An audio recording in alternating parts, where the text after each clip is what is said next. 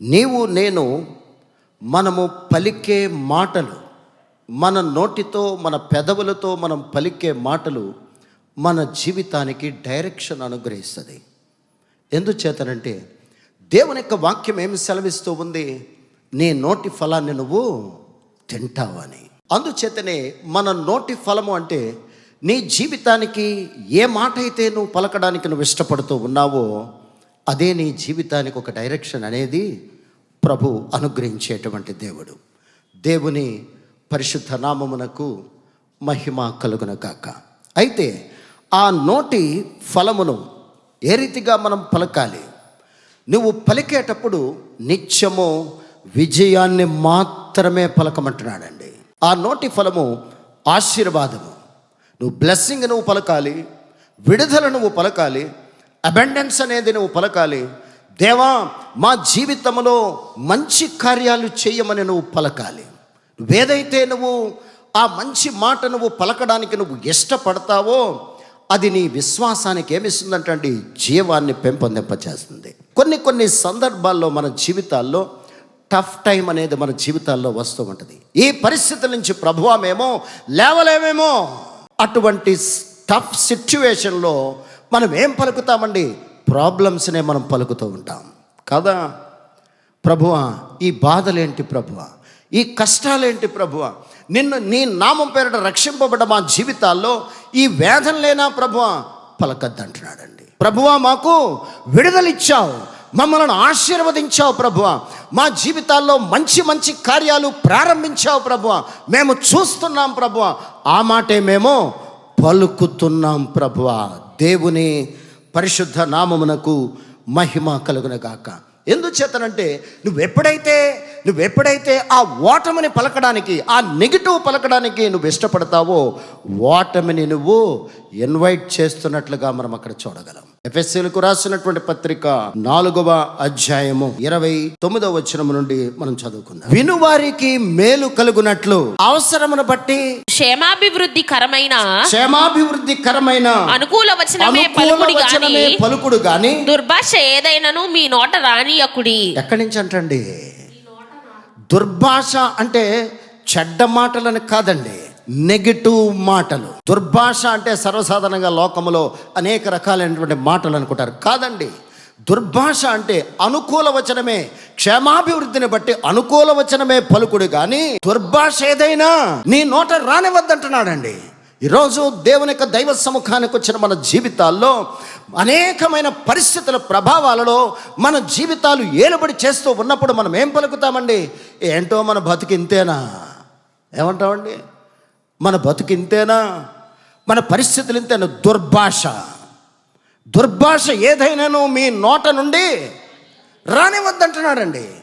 అనుకూల వచనం, ఆశీర్వాదకరమైన వచనం. సర్వసాధారణంగా నీ నోటితో నువ్వు పలికిన మాట మొట్టమొదటిగా ఎవరు వింటారండి? ఎవరు వింటారు? నీ నోటితో పలికినటువంటి చెడు మాట ఎవరు వింటున్నారండి? మొట్టమొదటిగా నువ్వే వింటున్నావు. మా బతుకు ఇంతేనా, మా జీవితం ఇంతేనా, నా పరిస్థితులు ఇంతేనా, మొట్టమొదటిగా నీ దగ్గర ప్రారంభమైన మాట ఎవరు వింటున్నారండి? నువ్వే వింటున్నావు. నువ్వు విన్నటువంటి ఆ చెడు మాట, నువ్వు పలికిన ఆ చెడు మాట, అది ఒక వేరే నీ హృదయములో అది ఏమైపోయిందంటండి? మహావృక్షంగా మార్చబడి విడుదలనేది నువ్వు చూడలేవు. ప్రియ క్రైస్తవ సంగమా, అందుచేతనే వినువారికి మేలు కలుగునట్లు అవసరమును బట్టి క్షేమాభివృద్ధికరమైన అనుకూల వచనమే పలుకుడు గాని దుర్భాష ఏదైనను మీ నోట నుండి రానియకండి. చదవమ్మా. దేవుని పరిశుద్ధాత్మను దుఃఖపరచకుడి. ఆమేన్. చూసారండి, నువ్వెప్పుడైతే నెగిటివ్ మాట, దుర్భాష నువ్వు మాట్లాడావో, దుర్భాష అంటే బూతులు అనుకోకండి, సారీ ఆ మాట అన్నందుకు. ప్రియ క్రైస్తవ బిడ్డలారా, చెడ్డ మాట అంటే అర్థం ఏంటండి? మా బతుకు ఇంతేనా, మా జీవితం ఇంతేనా, నాకు విడుదల రాదా, నా మంచి దినాలు నేను చూడలేనా? దుర్భాష వస్తే ఎవరిని దుఃఖపరుస్తున్నావు అంటండి? దేవుని పరిశుద్ధాత్మను దుఃఖపరచకండి. కనుక దుర్భాష ఏదైనాను మీ నోట నుండి రానివ్వకండి. దయచేసి గమనించండి, ఎదుటివారు పలికిన మాటలన్నిటి కంటే నీ జీవితానికి నువ్వు పలికిన మాట యొక్క పర్సంటేజే అత్యధికం. మన జీవితంలో జరిగే అనేకమైనటువంటి నెగిటివ్స్ మనకు ఉంటాయి. ఉండవండి. ప్రతి దినము అనేకమైనటువంటి వ్యతిరేకత కలిగినటువంటి కార్యాలు చూస్తూ ఉంటాం. వాటికి నువ్వు లైఫ్ ఇవ్వద్దు, వాటిని నువ్వు పలకద్దు. యేసు నామములో మనం ఏం చేయాలంటండి? యేసు నామములో ప్రభువా మా జీవితంలో అనేకమైనటువంటి వేదనలు మేము ఎదుర్కొంటున్నాం, కానీ ఈ వేదన నుంచి మమ్మల్ని బయటకు తెస్తావు ప్రభువా, దానికి లైఫ్ ఇవ్వద్దు. మంచి మాట పలకమంటున్నాడండి. మంచి మాట పలుకు.